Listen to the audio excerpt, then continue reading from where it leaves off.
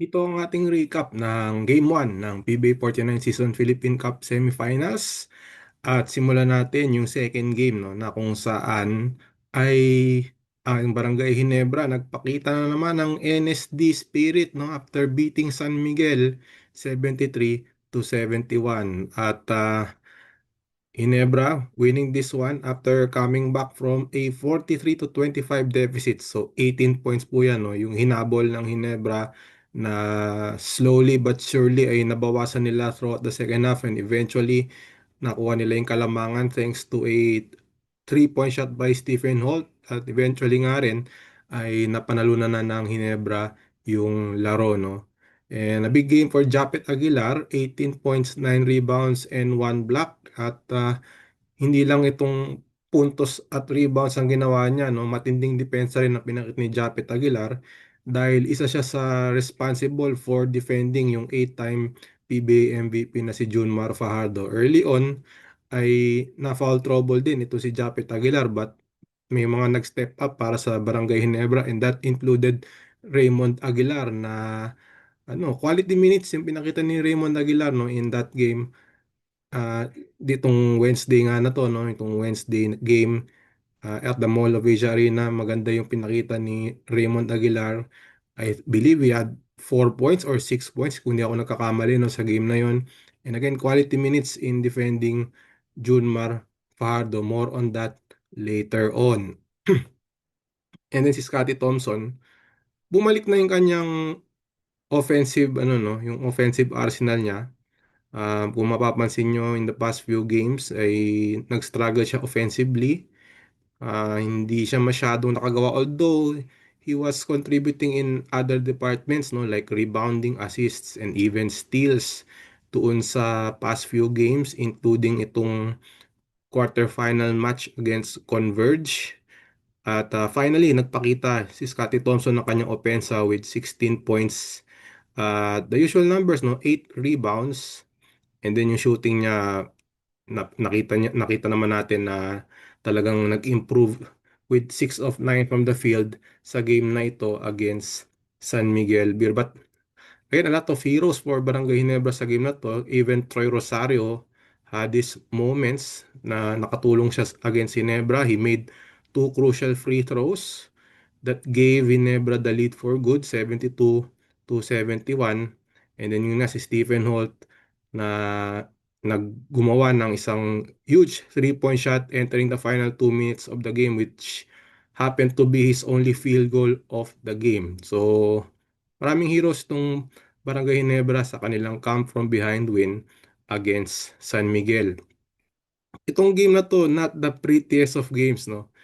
A proof of that is yung field goal shooting na ang daming missed shots ng bawat koponan with Barangay Ginebra shooting 37% from the field, tong San Miguel only 32% from the field. At sabi nga ni Barangay Ginebra coach Tim Conden during the post-game press conference, he felt like hindi maganda yung kanilang nilaro.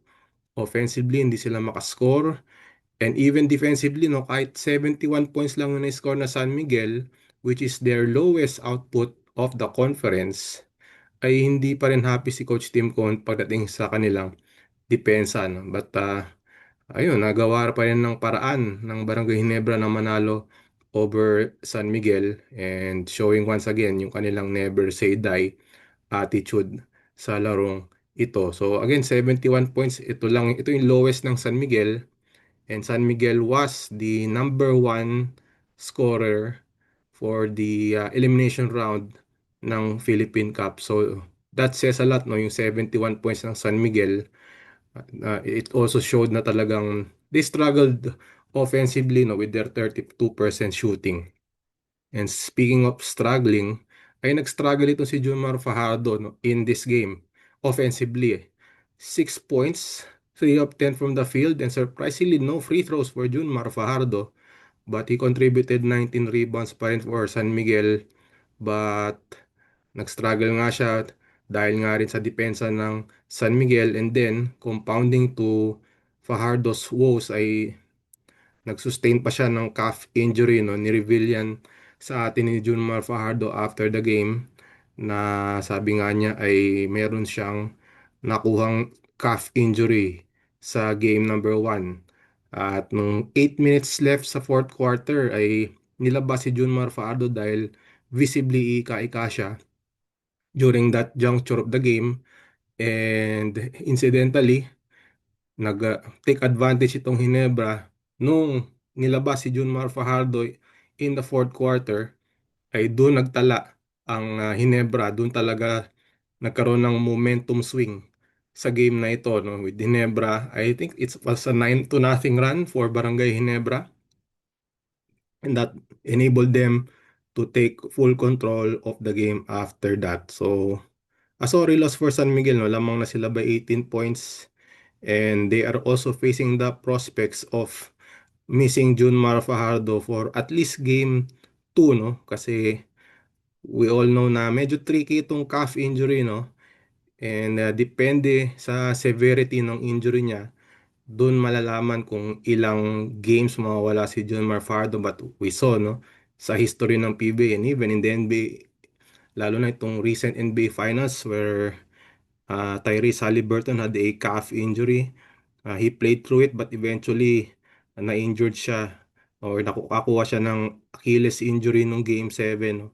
So that's the point is talagang medyo tricky itong calf injury, no? And we are hoping for the best, no? And even Junmar Fajardo is also wishing for the best dahil nga magkakaroon siya ng ultrasound to check on his injury, and is confident that hindi serious yung calf injury, but again we will have to see dahil nga medyo tricky itong calf injury, and we're praying and we're hoping for the best, no, for Junmar Fajardo. Let's switch on to the first game of this doubleheader ngayong Miyerkules, na kung saan nagwagi rin ng TNT kontra Rain or Shine sa score na 98-91, and R. Pogoy once again dominated this one offensively. 28 points, 11 of 25 shooting from the field. Napanatili ni R. Pogoy yung kanyang prowess sa scoring. He averaged 24 points sa quarterfinals against Magnolia, at hinigitan pa niya yung kanyang scoring average ng quarterfinals with this 28-point performance para sa TNT and their win over Rain or Shine. Siguro one of the stories of this game, no, yung TNT out-rebounding Rain or Shine 59-44. And matatandaan natin na noong quarterfinals ng Philippine Cup when Rain or Shine defeated NLEX, ay talaga naghari sa rebounding itong Rain or Shine. Actually, NLEX pa nga yung naghari talaga, no, sa rebounding if you would look at the stats over the past two games. But yung fourth quarter kasi doon talaga nagdomina ang Rain or Shine sa rebounding nung seryeng yon against NLEX with Jonard Clarito dominating the boards. 21 rebounds in the first game, and then 16 in the second game against NLEX. But this time ay TNT ang nag-control ng rebounds, no, with Poy Eram grabbing 10, and then si Ganuelas Rosa with 10 rebounds, 5 of which offensive rebounds. And then si Calvin Oftana had 10 rebounds as well, and he scored 12 points. And nung third quarter kasi may stretch doon na lumayo ang TNT because of high percentage shots coming from offensive rebounds. So I believe two of the putbacks were from Canuelas Rosser, and then si Poy Eram din nagkaroon ng tip in nung third quarter na yon, kung saan dun lumayo ng bahagya yung TNT, and eventually they kept the lead and won this game by 7 points. So, mention natin si Jonard Clarito nung kanyang performance for Rain or Shine in the NLEX game. Jonard Clarito in this game against TNT, the series opener, 14 points and 7 rebounds. Maganda. Actually, decent siya, no? But if you would compare that during the NLEX series, he had a double-double and even had 21 rebounds, ay mababa itong 14 points and 7 rebounds ni Jonard Clarito. So definitely siguro for game number 2, ito ang magiging focus ng Rain or Shine, no? How will they out-rebound again itong opponent nila for game 2, but kita naman natin in terms of size, yung height, ay lamang talaga yung TNT over Rain or Shine. And we saw pa nga nung start of the ball game, Rain or Shine, nanggulat agad no with ay small lineup to start the ball game. Gabe Norwood pa nga yung kanilang sentro doon. But TNT eventually was able to adjust with that small lineup kasi yung Rain or Shine is also known for their running game. Gusto nila yung quick pace sa kanilang laro. That's one of the reasons why they are winning, yung kanilang pace. Gusto nila mabilis ang laro. But for this game, at least, no, TNT yung nag-control ng game by winning the series opener. And a side note, no, si Coach Yengyao was ejected late in game 1 and visibly talagang he was not happy with some of the calls dito sa game 1. At we will see how Rain or Shine will adjust to this para sa game 2 na incidentally will happen on Friday, that will be played against or that will be played at the Ninoy Aquino Stadium. So, abangan po nating lahat. Yung game 2 will TNT and Ginebra grab a 2-0 lead in this best of 7 semifinals, or will rain or shine and San Miguel bounce back dito sa talo nila sa game 1. We will know that on Friday sa Ninoy Aquino Stadium. Okay, dyan na po nagtatapos yung ating recap of the games. I'm Ruben Terrado of Spin.ph. Consider subscribing to our YouTube channel and also read our stories sa Spin.ph.